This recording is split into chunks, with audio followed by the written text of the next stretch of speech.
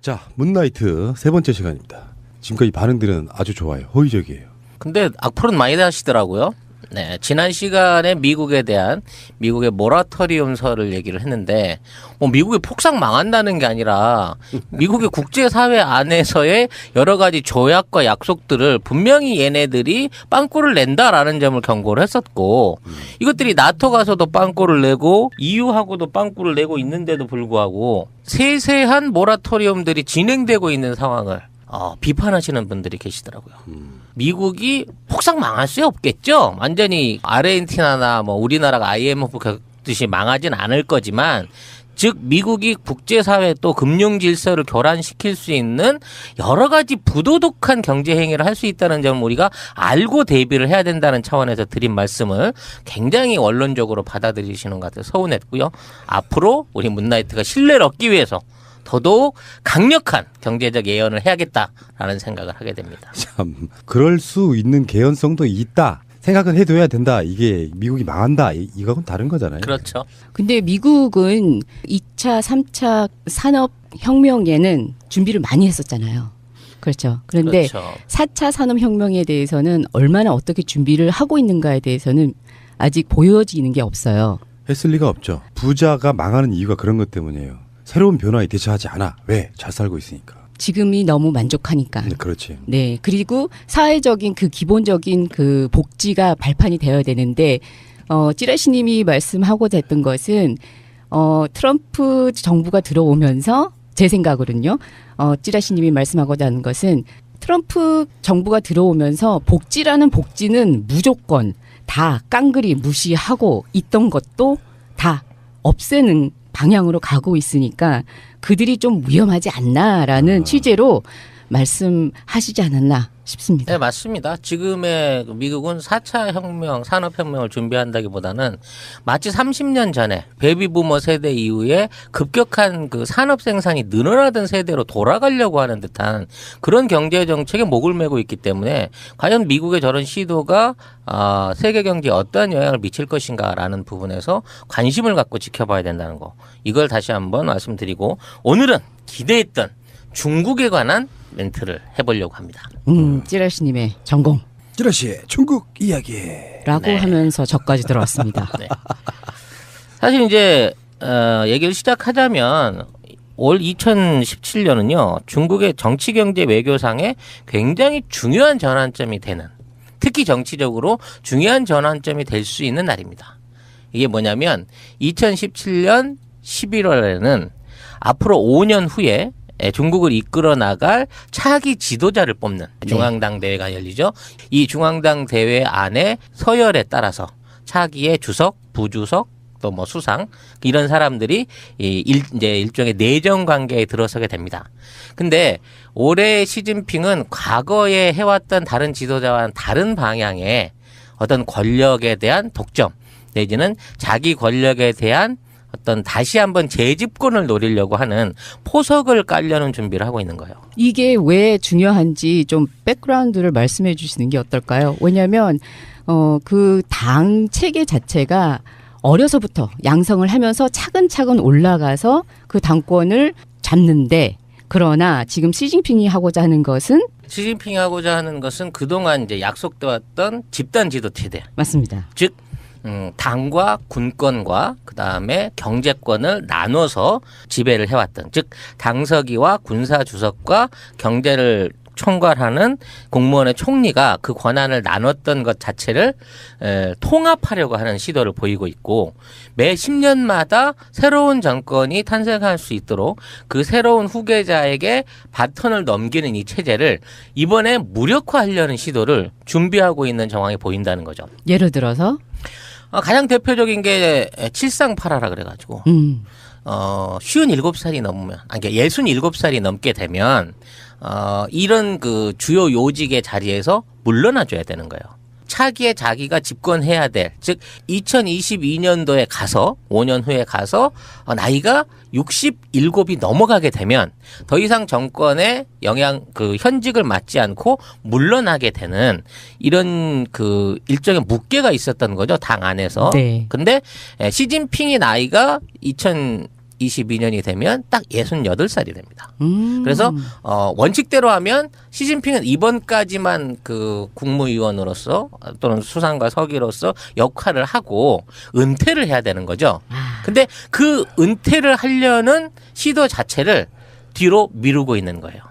그래서 그 대표적인 동지 세력의 한 사람인 지금의 규율위원장이었던 현재의 왕치산을 올해 68의 나이임에도 불구하고 유임을 시켰습니다. 이건 공산당 정치상 처음 있는 일종의 폭거죠. 오. 그동안은 원래 정년퇴직으로 그만뒀어야 되는 사람인 건데 이 사람을 유임시킴으로 인해서 자기도 다음번에 68이 됐을 때 판례를 남겨놓는 거죠. 2022년에 나 수상 한 번 더 할 거야. 아니면 주석 한 번 더 할 거야. 아니면 당석이 한 번 더 할 수 있어라는 여지를 남겨놓고 가는 겁니다. 더더군다나 2022년도에 역할을 해야 될 중요 수석 자리들을 9명을 이제 지금 지명을 할 수 있어요. 그러니까 각 당의 분파대로 해서 뭐 지금까지 공산당을 좌지우지하고 있었던 뭐 장점인파라든지 그다음에 공천당, 공산당, 청년당, 그다음에 비서방 또는 뭐 상하이방 여러 지역토 등 그 각자 자기 위치 안에서 그 역할을 분배해야 될 사람들 조직 안에서 얼마나 많은 사람의 숫자를 시진핑파로 끌어넣느냐 이 점에 적극적인 투자를 하고 있다는 것이죠. 그러니까 세력을 모으는 그렇죠. 거죠. 자기 세력. 그러니까 자기 편을 들어주고 나 다음번에 나 한 번 더 나갈래 했을 때 네 그러세요라고 손을 들어줄 수 있는 그런 배후 세력들을 끌어모으고 있는 겁니다. 시진핑의 현재 이런 그 중앙 당서기 안에서의 사람 모으기가 어느 정도냐면 실제 당서열이 뭐 그 300위권 이하 400위권에 있던 자기 옛날 고향의 그 출신의 부하를 한꺼번에 20위권 가까이 서열을 끌어올리는 행태를 보여주고 있기도 하고. 그럼 200몇 그렇죠. 그 위를 200 그 몇십 단계를 거예요? 한꺼번에 와우. 올려버리는 거죠. 그런 폭발적인 어떤 그 자기 신복에 대한 승진을 이루게끔도 하고 있거니와 이 중국에는 이제 성과 각 자치구가 있고 뭐 네. 특별현이 있고 이렇죠. 여기에 이제 지방 서기가 있어요. 그리고 네. 성장이 있습니다. 이 전체적인 숫자가 62명이에요. 그러니까 우리나라로 말하면 시장과 도지사와 지역 국회의장 뭐 이런 걸 합친 숫자가 중국 전역에 62명이 있는 거예요. 근데 시진핑은 무려 지난 4년 동안, 5년 동안이겠죠. 집권기 5년 동안 이 중에 55명을 자기 사람으로 갈아치웠습니다. 아, 대단하십니다. 어마어마하죠. 그러니까 전체 있는 지역들 중에 웬만한 지역에 있는 성장이나 당서기를 다 자기 사람으로 바꿔놓은 거예요. 요거를 이제 우리나라식으로 말하면 친시 패권이네요. 그렇죠. 이 친시 패권이 얼마나 강력한지 이제 거의 이 앞으로 시진핑의 뭐 15년, 20년 집권이 가능하게 됐다라고 중국 정치권 내부에서 자조적인 평을 하고 있을 정도인 거예요. 근데 이게 궁금한 게 우리가 옛날에 찌중에서도 그런 이야기 되게 많이 했는데 중국에 내려오던 이정의 전통이잖아요. 네. 근데 그거를 시진핑이 국가적으로 국민 지지율이 높다고 해서 바꿀 수 있는 가능성이 있긴 있어요. 사실 이거는 어찌 외부적인 시선으로 보게 되면 시진핑 개인의 독재다라고 얘기할 수 있지만 시진핑 개인이 어떤 특별한 목적 의식 없이 자기 권력과 자기 이익을 추구하기 위해서 만약 이런 식의 정치 개혁을 한다고 치면 이건 쿠데타를 막거나 주변 세력들한테서 비토를 당하게 되는 경우가 생기겠죠. 그런데도 불구하고 지금 시진핑의 인기가 유지되고 어쩌면 시진핑한테 이렇게 한 번 더 기회를 줘야 될지도 모른다라는 공산당 내부의 위기의식이 있어요. 바로 이 부분이 있기 때문에 시진핑도 그러한 당의 장악력을 가질 수 있는 거고 또 그러한 시도를 할 수 있다는 거죠. 그럼 한 발 더 나가서 그것도 가능하지 않나 싶어요. 그러니까 지금 말씀하신 것 중에 위기의식이라는 게 만약에 시진핑이 물러나거나 그렇게 됐을 때 쪽으로 국민이 나라의 대표자를 뽑는 형태로 발전할 수 있는 가능성이 있다는 거죠. 그럴 가능성은 아직까지는 희박합니다. 다만 정치 체계 자체가 직접 선거는 할 수 없겠죠. 뭐 13억이 넘는 인구가 직접 선거를 한다고 하는 것은 거의 힘든 거고요. 뭐 인도 같은 경우에도 그런 식의 어떤 직접 선거를 이루기에는 인구상으로 어려움이 있어요. 다만 인민 대표들에 인한 간접 투표, 총통제 또는 내각제와 비슷한 형태의 간접민주주의 형태로의 개헌도 어쩌면 시도가 될 수 있겠다고 봅니다. 근데 이제 오늘 그거는 중국이 선택할 문제인 거고, 그럼 왜 중국은 이러한 선택을 직감적으로 강요받고 있고 수용해야 되는 위기 상황에 처해 있는 걸 알아야 우리가 중국을 이해하고 그런 중국에 대한 대책을 세울 수 있다는 면에서 이번 1시간은 그런 부분에 대한 분석을 해보는 시간을 한번 가져볼까 합니다.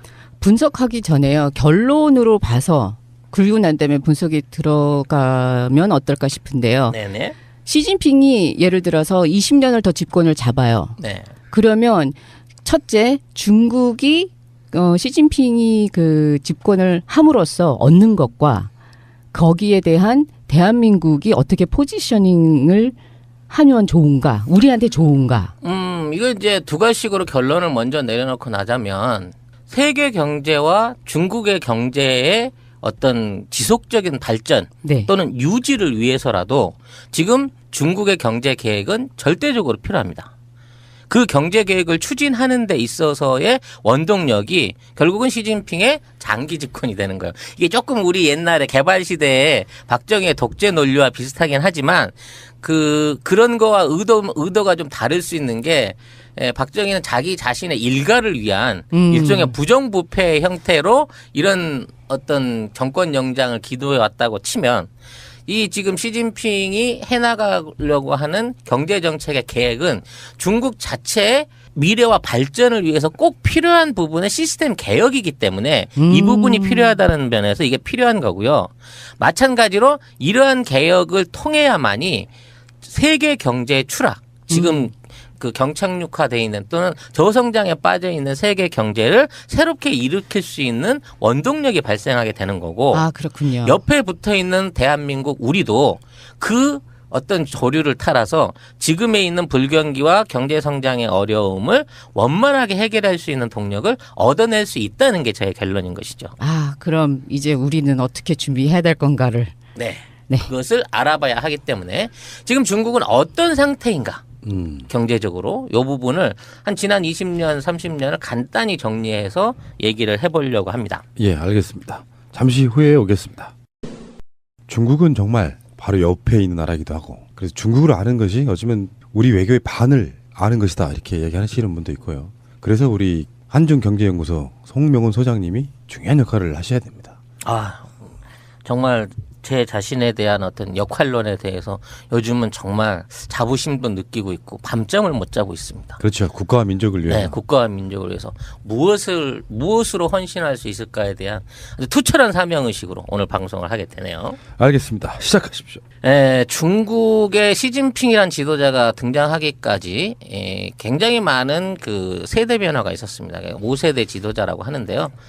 그 이전에 이제 모택동이 등장해서 중국의 경제를, 중국의 개국을 도왔고 그걸 운영하는 과정에서 이제 경제 실패를 이뤘습니다. 그래서 세계 최빈국으로 중국이 이제 떨어지게 됐죠. 그래서 중국 인민들이 굶어 죽는 사태가 빈번해지자 약 5천만 명 이상이 굶어 죽었다고 해요. 중국은 개혁 개방에 어쩔 수 없이 나서게 됐고 등소평에 의해서 20년 동안의 개혁 개방 정책이 진행이 됩니다. 그러다가 민주화 요구가 강해지고 거기서 천안문 사태가 일어나게 되죠. 그 천안문 사태를 딛고 장쩌민이라고 하는 새로운 약 개방형 보수형 지도자가 등장을 하게 됩니다. 문제는 이 개방형 보수 지도자가 등장함으로 인해서 중국이 급속한 변화를 이루게 되는데요. 이 장쩌민에 대한 역사적 평가가 과연 어떻게 돼야 되는 부분에서부터 오늘의 이야기는 시작이 됩니다. 등소평이 애초에 그 개방 개혁을 시작했을 때의 목표는 흥묘백모론이었죠. 검은 고양이든 흰 고양이든 고양이만 잘 잡으면 되고 그 잡은 쥐를 인민들한테 어떻게 잘 나눠줄 수 있을 것인가. 그래서 앞으로 50년 안에 중국에 있는 모든 인민들이 잘 먹고 잘 살 수 있는 사회주의 국가를 만들겠다라는 게 개혁 개방의 목표였습니다. 즉 등소평이 처음에 개방을 목표로 했을 때는 공산주의 경제 체제, 즉 모든 인민에게 골고루 발전이 돌아갈 수 있는 체제를 원했고, 그렇기 때문에 국가와 국공립 회사들이 강력한 통제력을 가지고 이제 개방이라든지 사업을 진행할 수 있는 권한을 그쪽에다가 위임을 한 것이죠. 왜냐하면 그렇게 국가가 주도해서 돈을 벌어야 인민들한테 낙수 효과로 나눠줄 수 있을 거라고 생각을 했던 겁니다. 그래서 그 당시에 등소평이 남겼던 어록 중에 그런 얘기가 있어요. 만일 20년 후에 자기가 스스로 내다본 것 같아. 중국의 억만장자가 등장한다고 하면 나의 개혁 개방 실패한 것이다 라고 미리 선언을 했어요. 그게 무슨 얘기냐면 중국이 돈을 벌더라도 지금에 있는 자본주의 경제의 모양을 받아들여 갖고 부자만 부자 되고 가난한 사람이 가난해지는 형태, 즉 빈부의 격차가 커지는 형태의 경제 체제가 만들어져서는 중국이 망한다라고 20년 전에 이미 예언을 했던 거죠.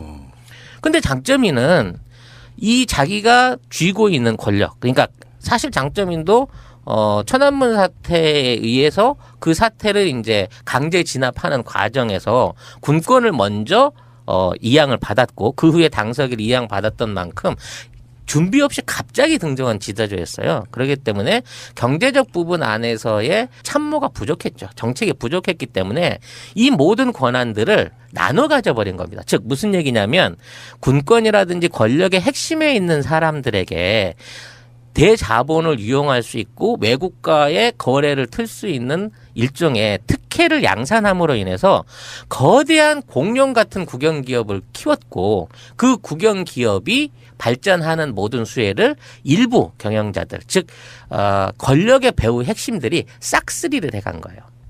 그래서 지금 중국의 경제를 만들어낸 3대 원인은 값싼 노동력이 있을 것이고요. 그리고 무제한 대의 정책금융이 있습니다. 그리고 커다란 내수 시장이 있었던 거죠. 즉 중국의 거대한 인구를 시장으로 바라본 외국의 자본들이 막 몰려 들어왔을 때 그 자본들을 받아들여서 국제적인 기업을 세우고 그 기업을 키워나가는 데 있어서 값싼 노동력과 어마어마한 정부의 무제한대의 금융 지원을 받아가지고 전 세계 유례가 없는 급속 성장하는 공룡 기업들을 키워낸 거예요. 그래서 중국의 100대 기업은 전 세계 글로벌 500대 기업 안에 다 들어갈 뿐만 아니라 중국이 만들어내는 수출의 95% 이상을 차지할 만큼 모든 권력이 일부 핵심 권력자들의 배후로 흘러들어가 버린 것이죠.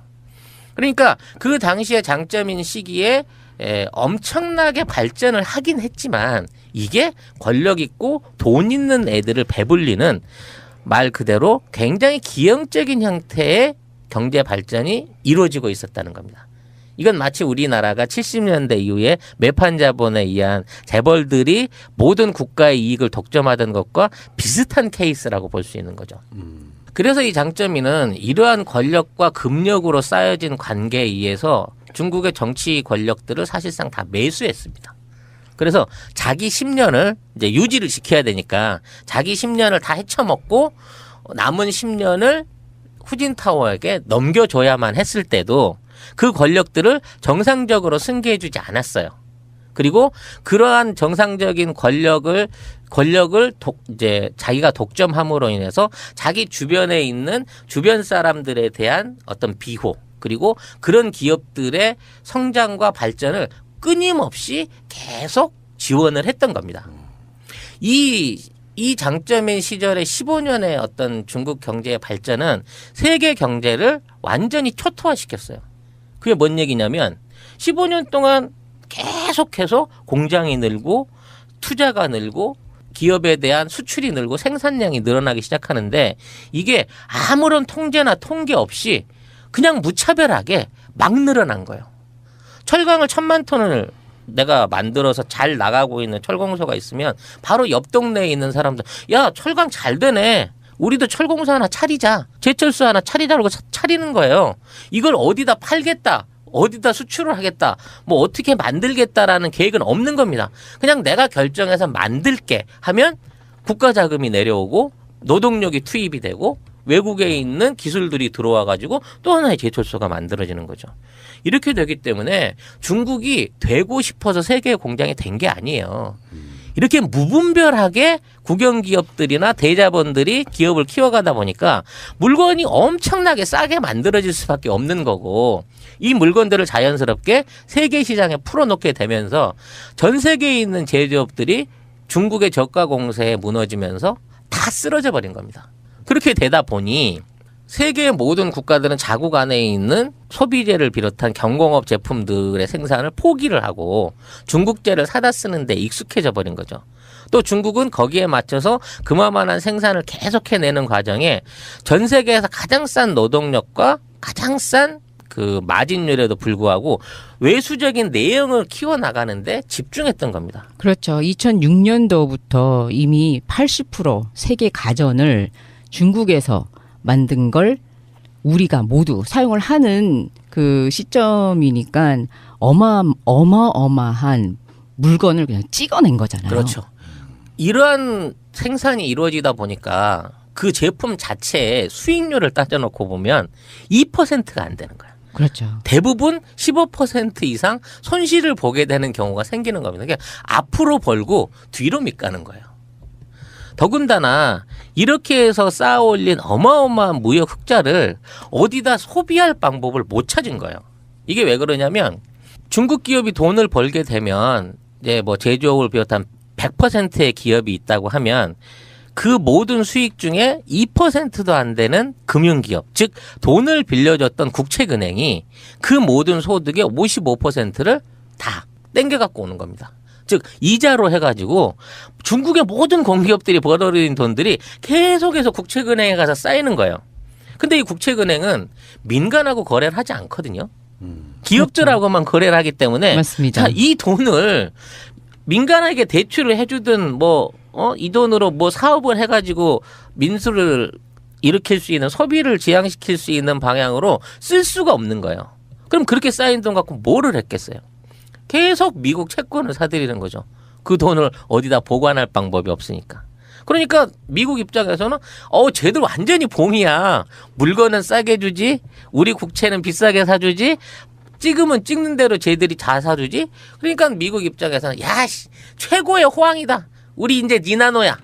전 세계 국가들이 그런 방식으로 중국산 제품에 취해서 자국의 산업들을 줄여버리고 서비스나 금융산업 쪽으로 돌고 있는 동안 중국은 빈부격차는 커지고 외형만 커지면서 쓸 수도 없는 어마어마한 외국의 자본들, 달러와 엔화와 유로들을 끼고 있어야 되는 상황에 빠지게 된 거죠. 그런데요, 중간에 한 1988년도쯤에 대규모 부패를 막거나 인플레이션을 통제할 수가 없는 경우가 있었잖아요. 이거를 한번 개혁을 하려고 시도는 했었잖아요.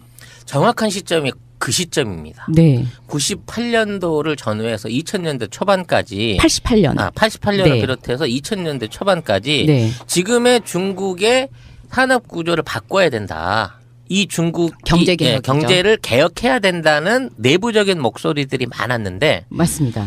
장쩌민과 후진타오 그게 사실은 장쩌민 정권에 의해서 그리고 상하이 방에 의해서 이 모든 그 요구들이 강제로 진압을 받게 되는 것이죠. 아, 그랬군요. 그리고 이렇게 해서 이제 몰려 있는 돈들을 중국은 증권이라고 하는 게 상하이의 증권 시장을 새롭게 널고 거기에 중국에 있는 공기업들과 대형 국영 기업들을 상장해서 이거를 국민에게 우리로 말하면 민영화한다라는 취지로 주식 시장을 널어놓고 어마어마한 투자 자본을 땡겨다가 주식을 개미들의 학살터로 만들어 버립니다. 아. 그러니까 실제 중국의 기업들은 1990년도부터 2000년도 초반까지 사실상 제조업을 통해서 제조 수익으로 돈을 벌어온 게 아니라 증권 시장에 자기 주식을 꺼내놓고 이거를 주가를 폭등시키고 그 안에서 차익을 만들어내고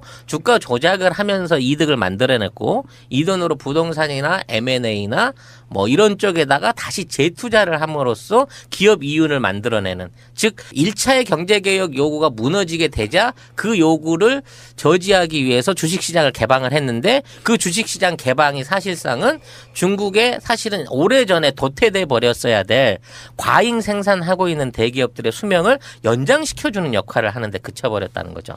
아, 그래서 92년도에 새로운 경제적 자유와 빠른 발전을 호소하고 난 다음에 2001년도에 WTO를 가입함으로써 이런 악순환 아닌 악순환을, 해외 자금을 들어오는 것을 허락을 하면서 어떻게 좀 문제를 해결을 보려고 했는데 더 큰 문제를 키웠다는 거죠. 그렇죠.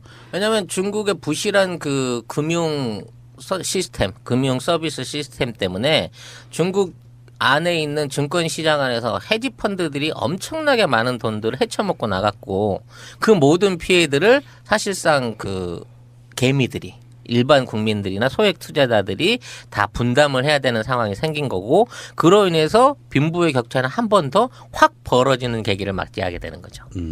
자, 이 모든 것을 문제점을 알고는 있었으나 이것을 개혁할 수 없는 원인이 사실은 경제적인 원인이 아니라 정치적인 원인에 있었다는 거예요. 즉 장쩌민이 가지고 있던 정치 권력이 너무 막강했기 때문에 후진타오가 자신의 권력만으로는 이와 같은 경제 개혁을 만들 수가 없었고, 중국은 7%가 넘는 일종의 고성장의 틀에 계속 얽매인 상태에서 쓸데없는 과잉 투자와 과잉 생산, 그로 인한 저가 덤핑 수출을 이뤄낼 수밖에 없었고, 이런 20년 동안의 중국의 횡포는 전 세계 경제를 완전히 붕괴시켜버리는, 저성장의 그 굴레 안에 밀어 넣어버리는 결과를 만들게 된 거란 말이죠. 그렇죠. 내수가 전혀 돌 수 없는 구조가 만들어졌으니까.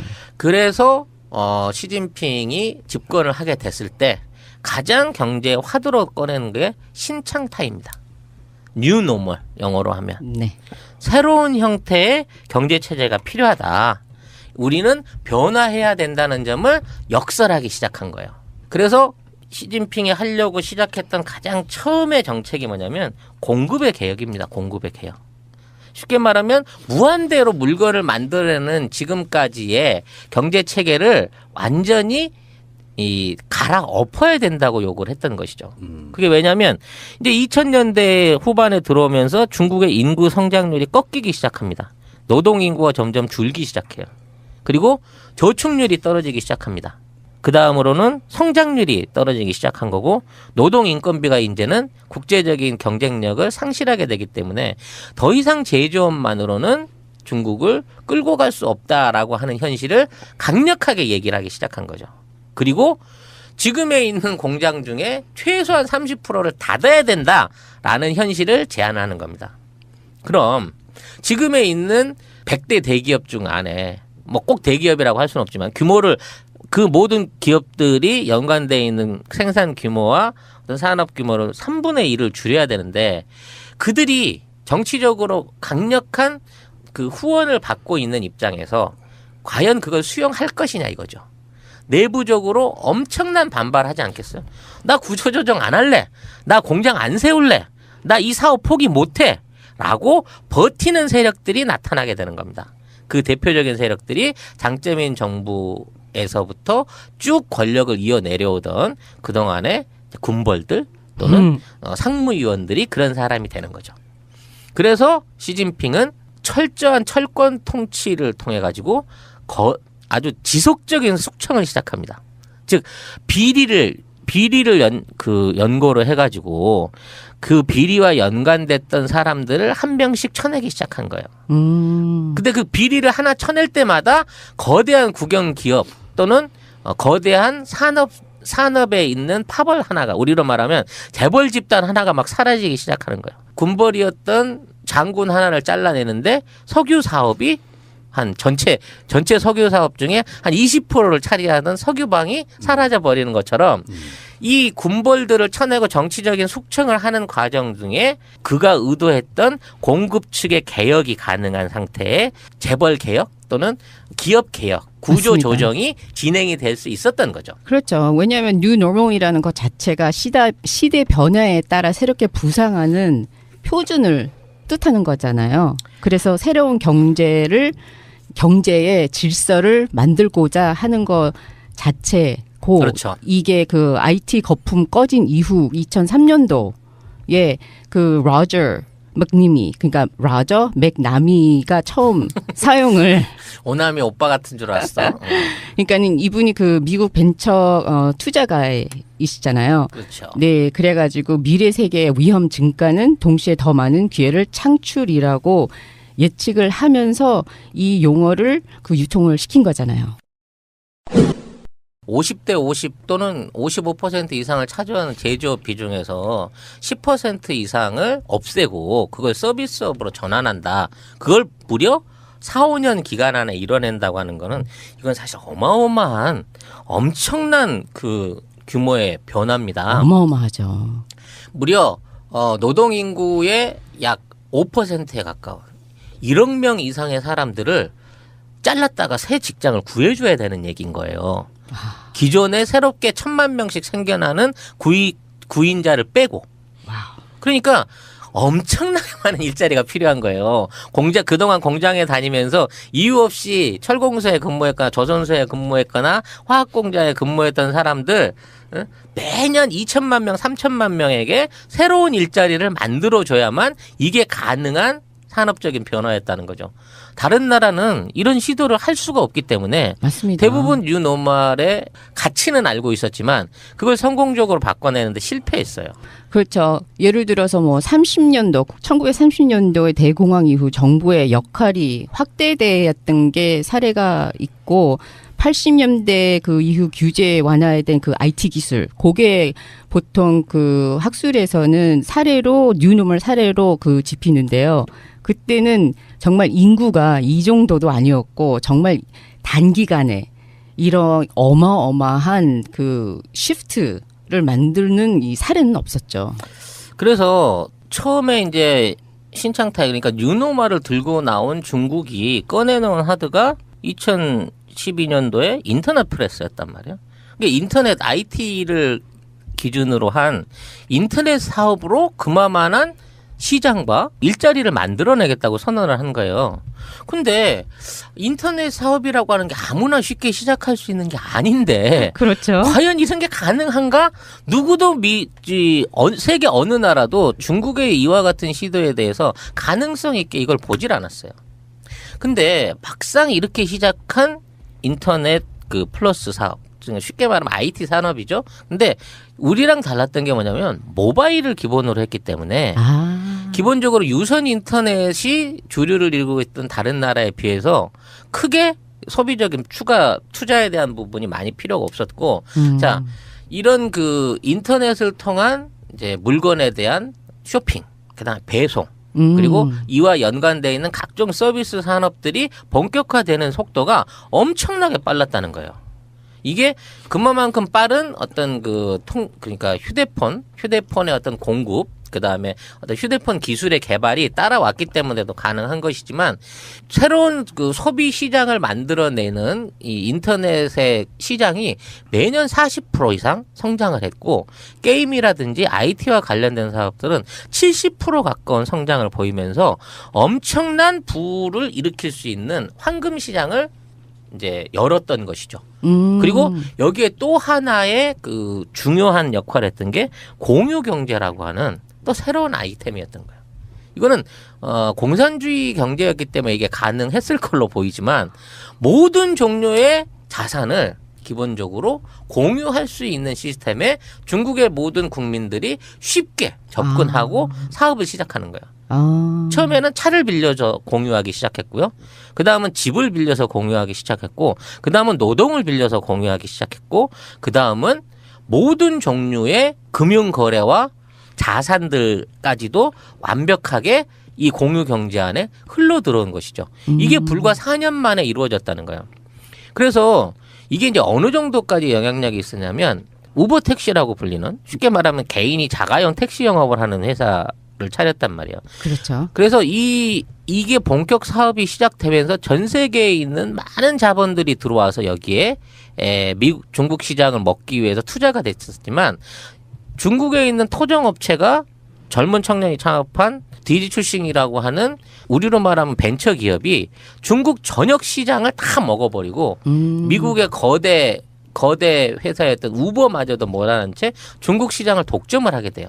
그리고 텐센트 같은 회사나 알리바바 같은 회사들이 인터넷 금융과 인터넷 쇼핑으로 전 세계 최고의 어떤 플랫폼과 매출액들을 갱신해 나가기 시작하고 그런 모든 회사들이 폭발적인 성장을 하게 됩니다. 중국 안에 인터넷 인구는 기하급수적으로 늘어나고 여기에 종사하는 사람들이 지속적으로 늘어나면서 연간 이 IT 산업 안에서만 5천만 개 이상의 새로운 일자리가 실제 창출이 돼요. 그리고 그 안에서 엄청난 신흥 부자들이 막 만들어지기 시작하는 거죠. 아, 시진핑이 그럼 시대를 잘 타고 난 거네요. 왜냐하면 보통 그 뉴노멀이라고 하면 보통 아날리스트들이 그 뉴노멀하고 감속이라고 보통 보거든요. 그래서 굉장히 부정적으로 보고 있는데 시기적절하게 지금 그 테크놀로지도 기술도 기반이 돼 있으니까 짧은 시간에 빠르게 움직일 수 있는 그 기반을 만들어준 거죠. 우리가 여기서 이제 시사점으로 받아들여야 될 것은 사실상 중국의 IT 기술을 전파하고 중국의 지금 모바일 기술을 비롯한 중국의 IT 산업의 기초가 됐던 플랫폼과 모델을 제공했던 나라가 우리나라였다는 거예요. 그렇죠. 맞죠. 네. 중국의 가장 핵심적인 그 IT 산업의 중요 자산, 위챗이라고 하는 거대한 SNS 메신저를 만들어내게 한 그 기록이 우리나라의 라이코스라든지 이런 데에서 만들어졌던 초창기 메신저 기술이 QQ 메신저로 자연스럽게 옮겨갔고 그걸 통해서 QQ라고 하는 이제 인터넷 기반의 어떤 그 플랫폼들 자체가 무선화되기 시작하고 그게 오늘날의 위챗이 됐단 말이에요. 그래서 그러한 기술들을 제공을 하고 그런 데서 선두적으로 앞서 나갔던 우리나라는 사실 그 발전이 10년 이상 정체가 돼버린 사이에 중국에게서 모든 모바일 표준을 이제는 다 뺏겨버렸어요. 특히 인터넷 금융이라든지 이제 인터넷을 통한 일종의 보안 시스템, 보안 솔루션 그리고 통합적인 이제 인터넷 관리 등등 여러 가지 분야 안에서 지금 중국은 우리가 따라갈 수 없는 지경의 어떤 그 플랫폼을 이미 갖춰놓고 있다는 얘기죠. 근데 그들이 세부적인 문제를 해결하거나 거기에 대한 창의적인 플랫폼을 만드는 데 있어서는 아직도 우리나라의 기술을 필요로 해요. 개발과 제안은 우리 쪽에서 계속돼서 지속적으로 만들어지고 있지만 이렇게 개발된 기술과 플랫폼들이 중국 땅에 들어가서 팔리기 시작하는 순간 엄청난 부를 만들어내고 부자는 그들이 되는 이상한 그 역진 상태가 계속 유지되고 있는 게 문제라는 거죠. 그게 또 하나의 대표적인 상품이 한류인 거예요. 우리나라 한류 드라마나 한류 영화 뭐 여러 가지 한류 상품들이 중국에서 히트를 치고 있다고 하니까 그 자체가 그 어마어마한 그 중국 시장의 베니핏 그러니까 수익들이 다 우리 것으로 알려져 있지만요. 그들은 사실 거의 공짜로 우리의 컨텐츠들을 갖다가 자기네 시장에 적용하고 자기네 시장에서 활용하면서 돈을 벌었지만 그 안에서 그 컨텐츠를 제공했던 우리의 컨텐츠 생산자들은 거의 수익을 올리지 못하는 상태가 계속 반복되고 있다는 거죠. 이것은 우리가 컨텐츠라든지 IT 기술이라든지 모바일 시스템에 대한 관리와 국제 경쟁력을 어떻게 끌고 오고 있느냐의 문제를 정말 여실하게 지적하는 부분인 거예요. 이제 앞으로 중국이 표준화하는 기술들이 전 세계에 뭐 AR, VR을 비롯해서 뭐 인공지능, 뭐 이제 사람하고 이렇게 대화하는 시스템, 홈에서 홈 오토메이션 같은 여러 가지 뭐 자동화 기술, 그다음에 뭐 무인 자동차 기술 이런 것들이 다 중국을 중심으로 해서 지금 개발이 되고 있고 중국에서 생산돼서 전 세계에 팔려 나가게 될 앞으로의 새로운 미래 먹거리가 될 거예요.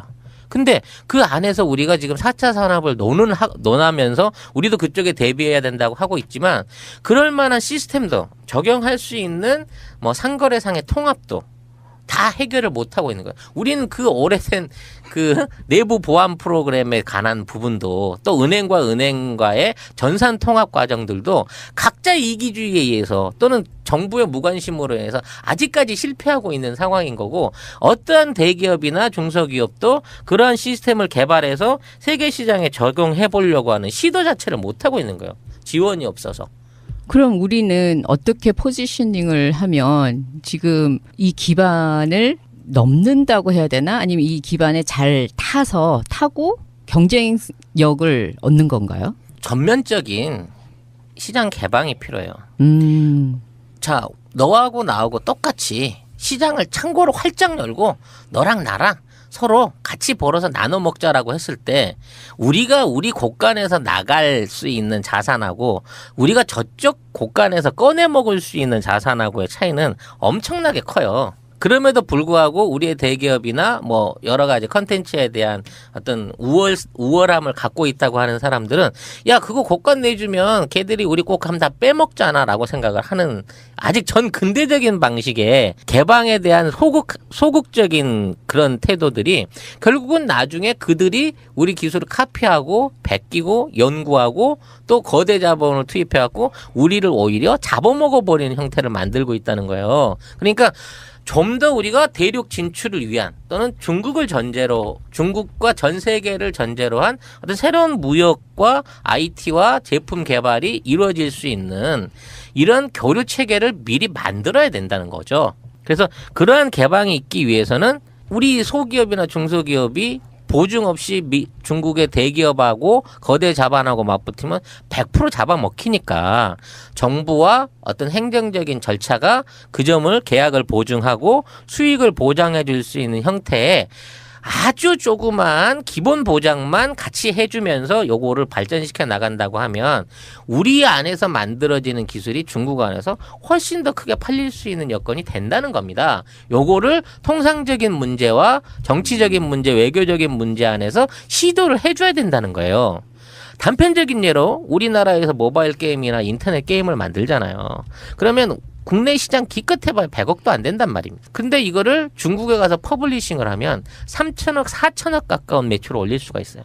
근데 퍼블리싱 해주는 애들이 그냥 단순하게 자기네 사이트에서 운영만 시켜주면서 수수료를 80% 이상씩 뜯어가요. 이게 4차 산업혁명의 그렇죠. 있죠. 그러면 우리가 그런 계약 불평등한 이 계약들을 개인이 나서기 때문에 그렇게밖에 할 수 없는 거를 맞습니다. 국가적인 차원에서 야 정상적으로 해 6대4 정도는 하고 안 되면 지분이라도 하고 뭐 이런 식으로 해줘야지. 니들 아니더라도 우리 정부가 이 기술 보증하니까 니네 안 사면 우리 미국 회사 팔 거야. 이런 식으로 할 수 있게끔 도와줄 수 있다는 거예요. 지금 맞습니다. 같으면. 전자는 정부가 개입하지 않을 때는 개인으로 이렇게 거래를 했을 때는 2차나 3차 산업혁명 때 그리고 지금 우리가 먹힐 거잖아. 같이 협력을 하면 그거는 그 2차나 3차 산업혁명 때 그 마인드잖아요.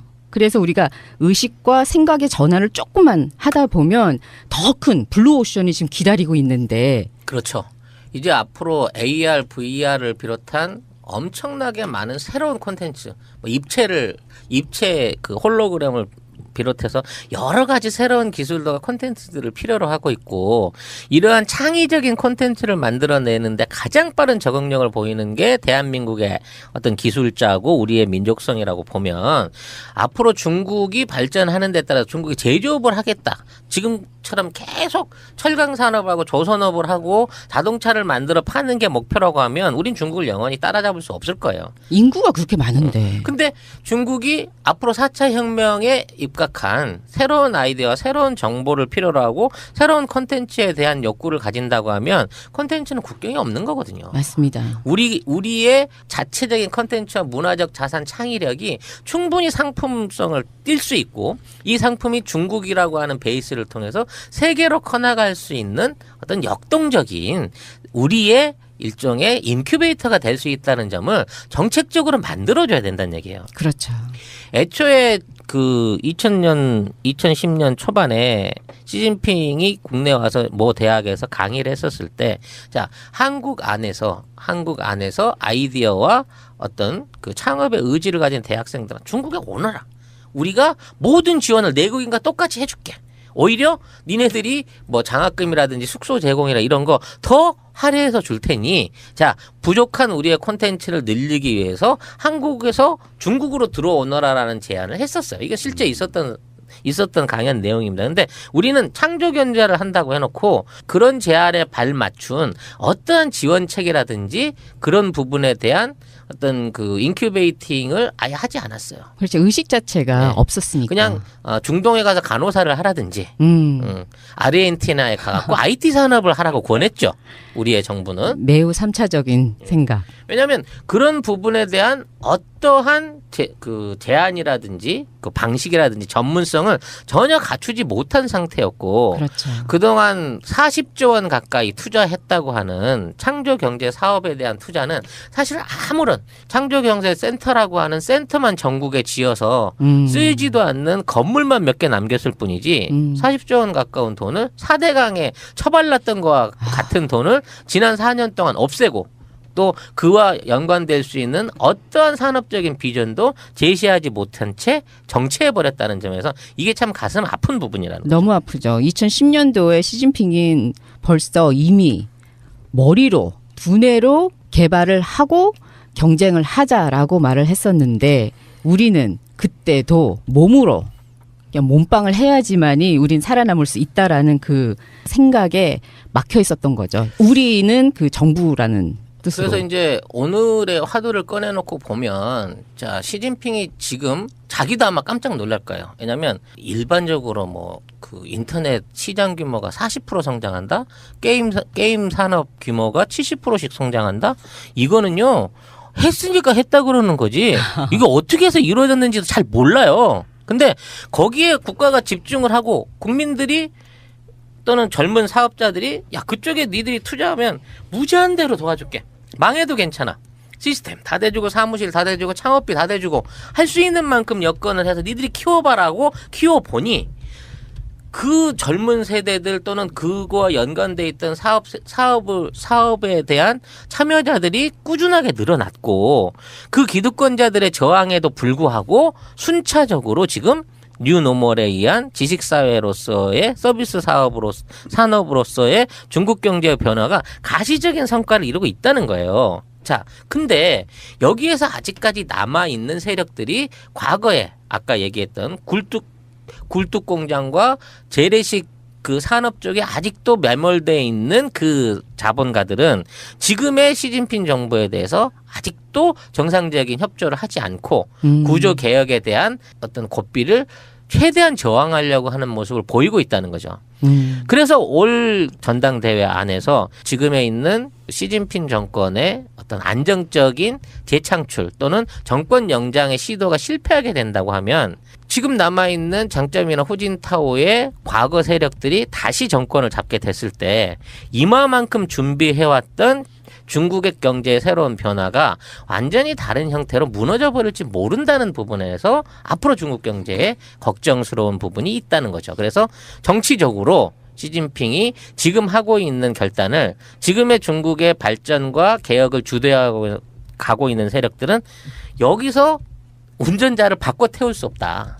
이 배가 끝까지 이 성과를 이루기 위해서는 최소한 2040년도까지는 지금의 어떤 정책 방향이 유지가 돼야지 이게 완벽하게 개혁으로 끝난다라는 목표를 세우고 있기 때문에 뭐 시진핑이 80 넘어서는 할 수 없을 테지만 최소한 70 넘어서도 지금의 중국호를 이끌어 나갈 수 있는 그러한 준비를 하고 또 그러한 실행을 할 수 있도록 내부적으로도 적극적으로 돕고 있는 모습들이 드러나고 있다는 것이죠. 이명박 박근혜 기간 거치면서 우리 시중에서도 수도 없이 이야기했잖아요. 제대로 할 수 있는 거 안 하고 중국한테 다 뺏기고 그 사이에 우리는 삽질하고 있고 창조 경제는 뭘 하는지도 모르겠고 그래서 10년이라는 세월 동안 우리가 그냥 정체돼 버린 거잖아요. 발전을 하지 못하고 대한민국이 갖고 있는 최고의 적폐 중에 하나라고 봐요. 맞습니다. 노무현 대통령 때까지만 해도 김대중 대통령, 노무현 대통령이 얼마나 많은 IT라든지 이런 쪽에 발전을 이끌어 왔습니까? 심지어는 뭐 태양광 같은 경우도 세계 2위 수준의 기술을 더 이상 연구하지 않으니까 발전하지 못한 거잖아요.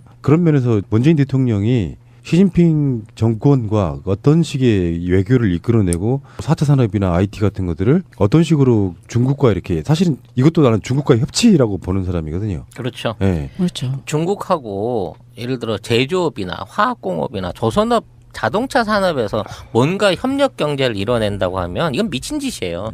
중국도 그건 사양 사업이거든. 이제는 그렇죠. 4차 산업하고 연관된 새로운 산업 형태를 중국에 협조를 구하고 같이 참여할 수 있는 방안을 만들어낸다고 하면 우리가 생각했던 교육을 통한 4차 산업혁명은 훨씬 더 가까이 올 수 있다는 겁니다. 그 자본과 그 시장이 중국에 무한대로 열려 있는 것을 우리가 쓸 수 있게만 만들어준다고 하면 말이죠. 그런 부분에 대한 이제 연대된 얘기는 다음번에 다음 시간을 통해서 진행할 것이고, 자, 다음 시간에 제가 설명을 드릴 걸 간단하게 예고를 하자면, 자, 중국은 더 이상 계획 경제를 이끌어 나갈 것인가, 아니면 완전한 시장 경제를 받아들일 것인가 하는 부분. 그리고 10년 단위 정권 교체를 무너뜨렸을 때 국민들이 요구하고 있는 민주화 열망을 어떤 방식으로 해소해 줄 것인가. 그 다음에는 외교적으로 중국이 1대1로라고 하는 굉장히 중요한 정책을 통해 가지고 국제사회의 일환을 하고 있는데 과연 이 1대1로의 중국의 외교 정책은 대한민국이 어떻게 편성할 수 있을 것인가. 요 세 가지 부분에 대해서 다음 시간에 한번 토론을 해보도록 하겠습니다. 시진핑은 정말 행운아라고 감탄을 지금 하게 되네요. 당연히 노력도 있었겠지만요. 걸어온 발자취를 보면 의도치 않은 순간에 타이밍이 정말 절묘했고 너무나도 중요했다고 네. 보여요. 그 시진핑이라는 인간의 인물평에 대해서는 한번 다시 얘기할 기회를 가져야 될 건데요. 저는 개인적으로 시진핑이 굉장히 무능한 사람이고 굉장히 무식한 사람이고 굉장히 자기 자신의 능력이 부족함을 알고 있는 사람이라고 생각합니다. 본인은 알면 예, 그렇기 때문에 먹고 들어간 거죠. 그는 주변에 있는 시스템과 우수한 사람들의 조언을 적극적으로 받아들여서 정책에 받아들이는 일종의 자기 자신을 낮추고 천재네. 예, 자기 말을 줄이고 자기 주장을 줄이고 주변 사람들을 앞세우는 정치를 해왔어요. 이 부분이 지금 이 시진핑이 여기까지 올 수 있는 그 일종의 원동력이 됐었던 것이죠. 그 부분은 다음 시간에 한번 얘기하는 시간을 만들도록 하겠습니다. 문재인 대통령도 그런 비슷한 얘기를 듣죠. 어떤 타이밍이 하늘이 덮는다 이렇게 하는 것처럼 시진핑도 약간 그런 측면이 있잖아요. 그것은 그냥 얻어지는 게 아니고요. 오랜 시간 동안 노력한 결과물이에요. 사실 알고 보면. 맞습니다. 예. 파도가 들어왔으니 탑시다. 예, 문나이트 세 번째 시간이었고요. 아주 좋은 내용이었습니다. 다음 주에 또 네 번째 시간에서 좀 더 이야기를 해봐야겠습니다. 이걸 알아야 성공한다. 다음 주에 뵙겠습니다. 고맙습니다. 고맙습니다. 수고하셨습니다. 자, 문나이트 세 번째 시간입니다. 지금까지 반응들은 아주 좋아요. 호의적이에요. 근데 악플은 많이 하시더라고요. 네, 지난 시간에 미국에 대한 미국의 모라토리움설을 얘기를 했는데 미국이 폭삭 망한다는 게 아니라 미국의 국제사회 안에서의 여러 가지 조약과 약속들을 분명히 얘네들이 빵꾸를 낸다라는 점을 경고를 했었고 이것들이 나토 가서도 빵꾸를 내고 EU하고도 빵꾸를 내고 있는데도 불구하고 세세한 모라토리움들이 진행되고 있는 상황을 비판하시는 분들이 계시더라고요. 미국이 폭삭 망할 수 없겠죠. 완전히 아르헨티나나 뭐 우리나라가 IMF 겪듯이 망하진 않을 거지만 즉 미국이 국제사회 또 금융 질서를 교란시킬 수 있는 여러 가지 부도덕한 경제 행위를 할 수 있다는 점을 우리가 알고 대비를 해야 된다는 차원에서 드린 말씀을 굉장히 원론적으로 받아들이시는 것 같아서 서운했고요. 앞으로 우리 문나이트가 신뢰를 얻기 위해서 더더욱 강력한 경제적 예언을 해야겠다라는 생각을 하게 됩니다. 참 그럴 수 있는 개연성도 있다. 생각은 해둬야 된다. 이게 미국이 망한다. 이거는 다른 거잖아요. 그렇죠. 근데 미국은 2차, 3차 산업혁명에는 준비를 많이 했었잖아요. 그렇죠. 그런데 그렇죠. 4차 산업혁명에 대해서는 얼마나 어떻게 준비를 하고 있는가에 대해서는 아직 보여지는 게 없어요. 했을 리가 없죠. 부자가 망하는 이유가 그런 것 때문이에요. 새로운 변화에 대처하지 않아. 왜? 잘 살고 있으니까. 지금이 너무 만족하니까. 네, 그렇지. 네. 그리고 사회적인 그 기본적인 그 복지가 발판이 되어야 되는데, 찌라시님이 말씀하고자 했던 것은, 트럼프 정부가 들어오면서 제 생각으로는요, 찌라시님이 말씀하고자 하는 것은 트럼프 정부가 들어오면서 복지라는 복지는 무조건 다 깡그리 무시하고 있던 것도 다 없애는 방향으로 가고 있으니까 그들이 좀 위험하지 않나라는 취재로 말씀하시지 않았나 싶습니다. 네, 맞습니다. 지금의 미국은 4차 혁명, 산업혁명을 준비한다기보다는 마치 30년 전에 베이비부머 세대 이후에 급격한 그 산업 생산이 늘어나던 세대로 돌아가려고 하는 듯한 그런 경제 정책에 목을 메고 있기 때문에 과연 미국의 저런 시도가 세계 경제에 어떠한 영향을 미칠 것인가라는 부분에서 관심을 갖고 지켜봐야 된다는 거. 이걸 다시 한번 말씀드리고 오늘은 기대했던 중국에 관한 멘트를 해보려고 합니다. 찌라시님의 전공. 찌라시의 중국 이야기. 라고 네. 하면서 저까지 들어왔습니다. 네. 사실 이제 얘기를 시작하자면 올 2017년은요. 중국의 정치, 경제, 외교상에 굉장히 중요한 전환점이 되는, 특히 정치적으로 중요한 전환점이 될 수 있는 날입니다. 이게 뭐냐면 2017년 11월에는 앞으로 5년 후에 중국을 이끌어 나갈 차기 지도자를 뽑는 중앙당 대회가 열리죠. 이 중앙당 대회 안에 서열에 따라서 차기의 주석, 부주석, 또 뭐 수상 이런 사람들이 이제 일종의 내정 관계에 들어서게 됩니다. 근데 올해 시진핑은 과거에 해왔던 다른 지도자와는 다른 방향의 어떤 권력에 대한 독점 내지는 자기 권력에 대한 어떤 다시 한번 재집권을 노리려고 하는 포석을 깔려는 준비를 하고 있는 거예요. 이게 왜 중요한지 좀 백그라운드를 말씀해 주시는 게 어떨까요? 왜냐하면 그 당 체계 자체가 어려서부터 양성을 하면서 차근차근 올라가서 그 당권을 잡는데, 그러나 지금 시진핑이 하고자 하는 것은 시진핑이 하고자 하는 것은 그동안 이제 약속돼 왔던 집단 지도 체제. 맞습니다. 즉 당과 군권과 그다음에 경제권을 나눠서 지배를 해왔던, 즉 당서기와 군사주석과 경제를 총괄하는 공무원의 총리가 그 권한을 나눴던 것 자체를 통합하려고 하는 시도를 보이고 있고, 매 10년마다 새로운 정권이 탄생할 수 있도록 그 새로운 후계자에게 바톤을 넘기는 이 체제를 이번에 무력화하려는 시도를 준비하고 있는 정황이 보인다는 거죠. 예를 들어서 가장 대표적인 게 칠상팔아라 그래가지고 57살이 넘으면, 그러니까 67살이 넘게 되면 이런 그 주요 요직의 자리에서 물러나줘야 되는 거예요. 차기에 자기가 집권해야 될, 즉 2022년도에 가서 5년 후에 가서 나이가 67이 넘어가게 되면 더 이상 정권의 그 현직을 맡지 않고 물러나게 되는 이런 그 일종의 묵계가 있었던 거죠, 당 안에서. 네. 근데 시진핑의 나이가 2022년이 되면 딱 68살이 됩니다. 그래서 원칙대로 하면 시진핑은 이번까지만 그 국무위원으로서 또는 수상과 서기로서 역할을 하고 은퇴를 해야 되는 거죠. 근데 그 은퇴를 하려는 시도 자체를 뒤로 미루고 있는 거예요. 그래서 그 대표적인 동지 세력의 한 사람인 지금의 규율위원장이었던 현재의 왕치산을 올해 68의 나이임에도 불구하고 유임을 시켰습니다. 이건 공산당 정치상 처음 있는 일종의 폭거죠. 오. 그동안은 원래 정년퇴직으로 그만뒀어야 되는 사람인 건데 이 사람을 유임시킴으로 인해서 자기도 다음번에 68이 됐을 때 판례를 남겨놓는 거죠. 2022년에 나 수상 한 번 더 할 거야. 아니면 주석 한 번 더 할 거야. 아니면 당서기 한 번 더 할 수 있어라는 여지를 남겨놓고 가는 겁니다. 더더군다나 2022년도에 역할을 해야 될 중요 수석 자리들을 9명을 이제 지금 지명을 할 수 있어요.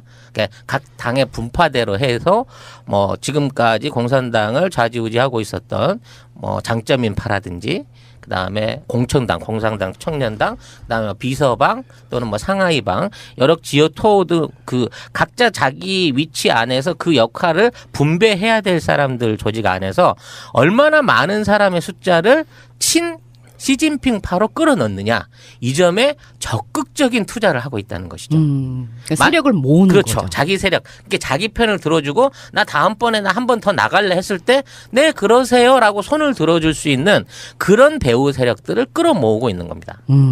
시진핑의 현재 이런 그 중앙 당서기 안에서의 사람 모으기가 어느 정도냐면 실제 당서열이 뭐 그 300위권 이하 400위권에 있던 자기 옛날 고향의 그 출신의 부하를 한꺼번에 20위권 가까이 서열을 끌어올리는 행태를 보여주고 있기도 하고. 그럼 200몇 그렇죠. 위를 200 몇십 단계를 거예요? 한꺼번에 와우. 올려버리는 거죠.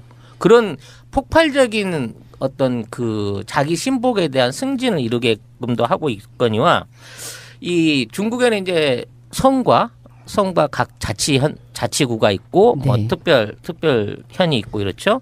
여기에 이제 지방 서기 개방이라든지 사업을 진행할 수 있는 권한을 그쪽에다가 위임을 한 것이죠. 왜냐하면 그렇게 국가가 주도해서 돈을 벌어야 인민들한테 낙수 효과로 나눠줄 수 있을 거라고 생각을 했던 겁니다.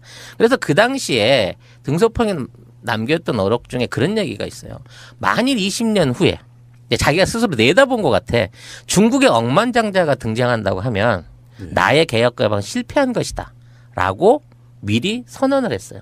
그게 무슨 얘기냐면 중국이 돈을 벌더라도 지금에 있는 자본주의 경제의 모양을 받아들여 갖고 부자만 부자 되고 가난한 사람이 가난해지는 형태, 즉 빈부의 격차가 커지는 형태의 경제 체제가 만들어져서는 중국이 망한다라고 20년 전에 이미 예언을 했던 거죠.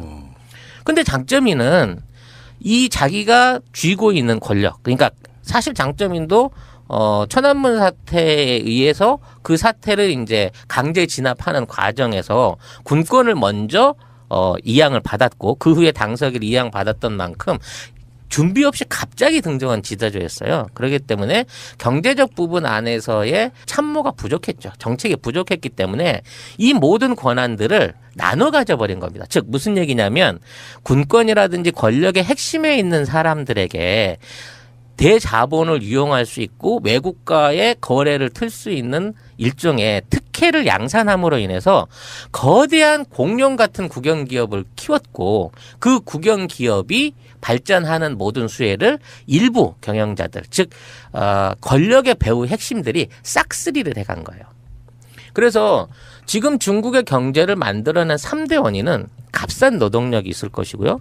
그리고 무제한 대의 정책금융이 있습니다. 그리고 커다란 내수 시장이 있었던 거죠. 즉 중국의 거대한 인구를 시장으로 바라본 외국의 자본들이 막 몰려 들어왔을 때 그 자본들을 받아들여서 국제적인 기업을 세우고 그 기업을 키워나가는 데 있어서 값싼 노동력과 어마어마한 정부의 무제한대의 금융 지원을 받아가지고 전 세계 유례가 없는 급속 성장하는 공룡 기업들을 키워낸 거예요. 그래서 중국의 100대 기업은 전 세계 글로벌 500대 기업 안에 다 들어갈 뿐만 아니라 중국이 만들어내는 수출의 95% 이상을 차지할 만큼 모든 권력이 일부 핵심 권력자들의 배후로 흘러들어가 버린 것이죠. 그러니까 그 당시의 장점인 시기에 엄청나게 발전을 하긴 했지만 이게 권력 있고 돈 있는 애들을 배불리는 말 그대로 굉장히 기형적인 형태의 경제 발전이 이루어지고 있었다는 겁니다. 이건 마치 우리나라가 70년대 이후에 매판 자본에 의한 재벌들이 모든 국가의 이익을 독점하던 것과 비슷한 케이스라고 볼 수 있는 거죠. 그래서 이 장점인은 이러한 권력과 금력으로 쌓여진 관계에 의해서 중국의 정치 권력들을 사실상 다 매수했습니다. 그래서 자기 10년을 이제 유지를 시켜야 되니까 자기 10년을 다 헤쳐먹고 남은 10년을 후진타오에게 넘겨줘야만 했을 때도 그 권력들을 정상적으로 승계해주지 않았어요.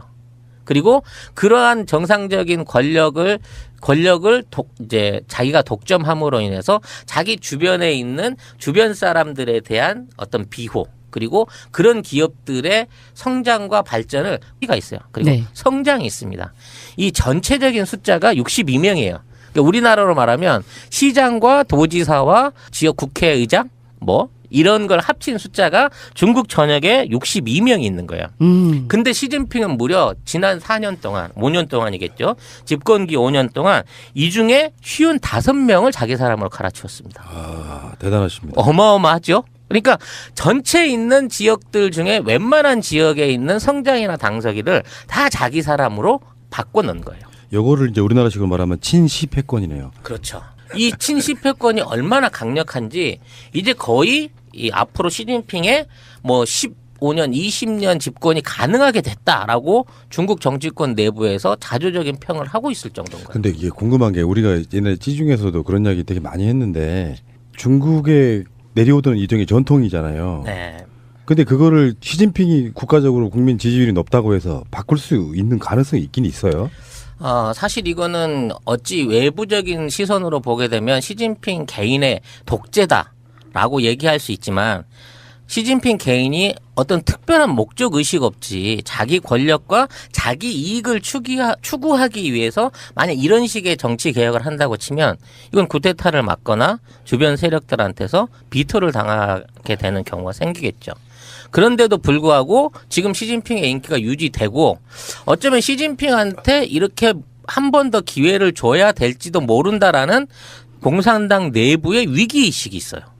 바로 이 부분이 있기 때문에 시진핑도 그러한 당의 장악력을 가질 수 있는 거고 또 그러한 시도를 할 수 있다는 거죠. 그럼 한 발 더 나가서 그것도 가능하지 않나 싶어요. 그러니까 지금 말씀하신 것 중에 위기의식이라는 게 만약에 시진핑이 물러나거나 그렇게 됐을 때 쪽으로 국민이 나라의 대표자를 뽑는 형태로 발전할 수 있는 가능성이 있다는 거죠.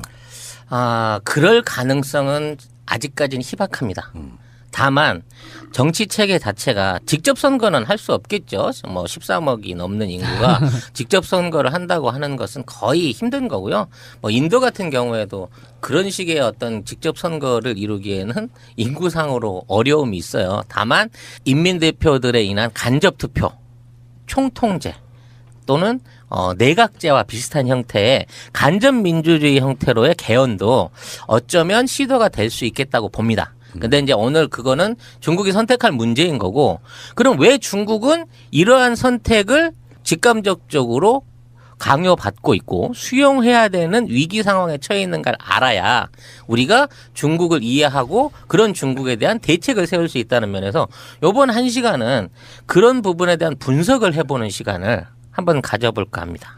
분석하기 전에요. 결론으로 봐서 그리고 난 다음에 분석이 들어가면 어떨까 싶은데요. 네네. 시진핑이 예를 들어서 20년을 더 집권을 잡아요. 네. 그러면 첫째, 중국이 시진핑이 그 집권을 함으로써 얻는 것과 거기에 대한 대한민국이 어떻게 포지셔닝을 하면 좋은가, 우리한테 좋은가. 이거 이제 두 가지식으로 결론을 먼저 내려놓고 나자면 세계 경제와 중국의 경제의 어떤 지속적인 발전 네. 또는 유지를 위해서라도 지금 중국의 경제 계획은 절대적으로 필요합니다. 그 경제 계획을 추진하는 데 있어서의 원동력이 결국은 시진핑의 장기 집권이 되는 거예요. 이게 조금 우리 옛날에 개발 시대에 박정희의 독재 논리와 비슷하긴 하지만 그런 거와 의도가 좀 다를 수 있는 게 박정희는 자기 자신의 일가를 위한 일종의 부정부패 형태로 이런 어떤 정권 영장을 기도해 왔다고 치면 이 지금 시진핑이 해나가려고 하는 경제정책의 계획은 중국 자체의 미래와 발전을 위해서 꼭 필요한 부분의 시스템 개혁이기 때문에 이 부분이 필요하다는 면에서 이게 필요한 거고요. 마찬가지로 이러한 개혁을 통해야만이 세계 경제의 추락, 지금 그 경착륙화돼 있는 또는 저성장에 빠져 있는 세계 경제를 새롭게 일으킬 수 있는 원동력이 발생하게 되는 거고. 아, 그렇군요. 옆에 붙어 있는 대한민국 우리도 그 어떤 조류를 따라서 지금에 있는 불경기와 경제 성장의 어려움을 원만하게 해결할 수 있는 동력을 얻어낼 수 있다는 게 저의 결론인 것이죠. 아, 그럼 이제 우리는 어떻게 준비해야 될 건가를. 네. 네. 그것을 알아봐야 하기 때문에 지금 중국은 어떤 상태인가? 경제적으로 이 부분을 한 지난 20년, 30년을 간단히 정리해서 얘기를 해보려고 합니다. 예, 알겠습니다. 잠시 후에 오겠습니다. 중국은 정말 바로 옆에 있는 나라이기도 하고, 그래서 중국을 아는 것이 어쩌면 우리 외교의 반을 아는 것이다 이렇게 얘기하시는 분도 있고요. 그래서 우리 한중경제연구소 송명훈 소장님이 중요한 역할을 하셔야 됩니다. 정말 제 자신에 대한 어떤 역할론에 대해서 요즘은 정말 자부심도 느끼고 있고 밤잠을 못 자고 있습니다. 그렇죠. 국가와 민족을 위해. 네, 국가와 민족을 위해서 무엇으로 헌신할 수 있을까에 대한 아주 투철한 사명의식으로 오늘 방송을 하게 되네요. 알겠습니다. 시작하십시오. 중국의 시진핑이란 지도자가 등장하기까지 굉장히 많은 그 세대 변화가 있었습니다. 5세대 지도자라고 하는데요.